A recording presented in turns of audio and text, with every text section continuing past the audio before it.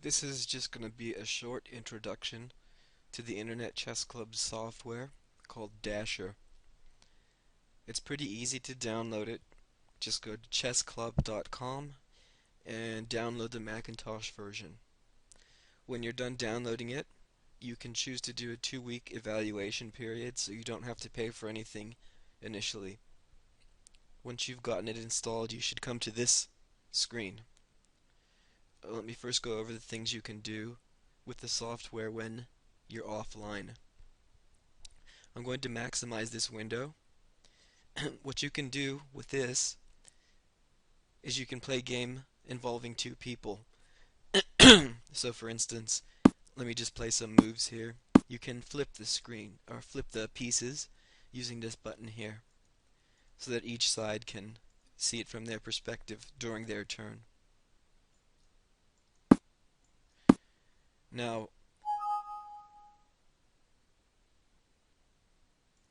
when you're done playing a game offline, the important thing is to save it. So you come here, follow the cursor, click on save, and choose a name that you'll be able to remember and save the file in a place that you'll be able to retain it, because this is the file that I will be looking at when I analyze your game. It's saved in a PGN format. PGN files are the universal format for chess games. Any file you save as a PGN, I'll be able to open up on my computer and I'll be able to look at the chess game and do an analysis. The other thing I want to bring your attention to is the chess engine.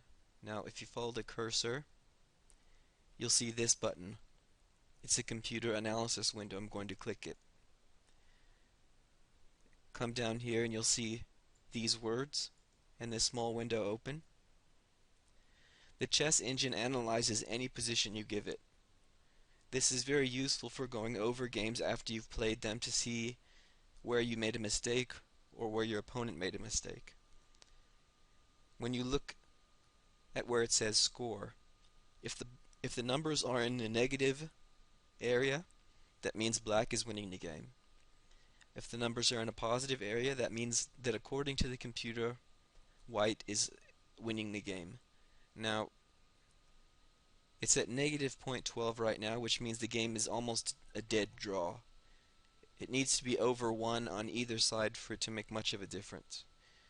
So this is very important to get acquainted with this chess engine, because learning how to use it and understanding how to use it will improve the game, anyone's game, dramatically.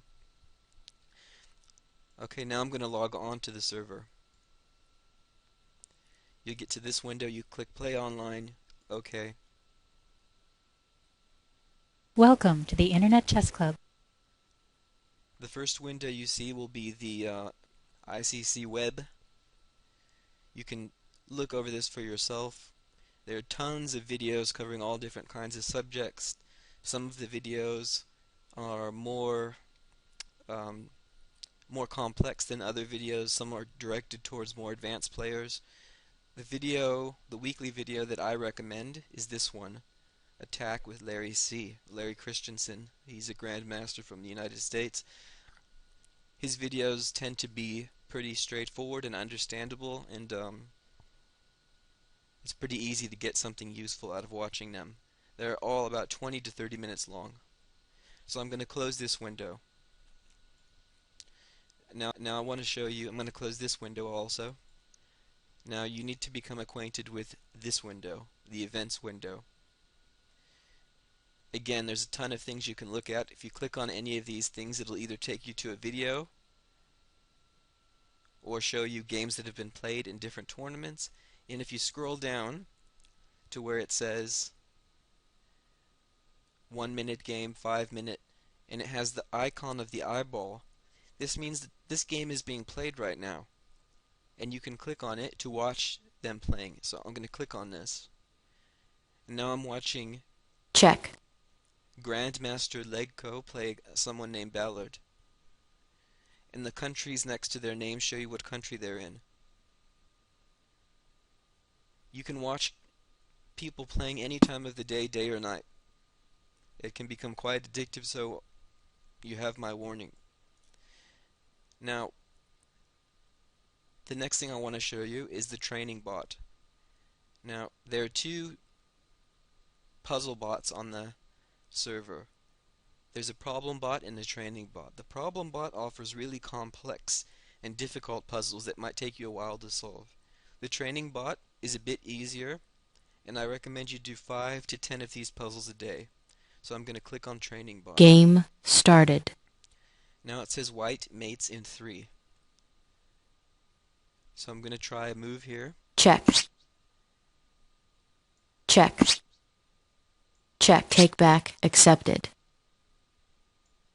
Checkmate. So usually this consists of a game that involves between 2 and 5 moves, and it's a checkmate, resolving in a checkmate for white.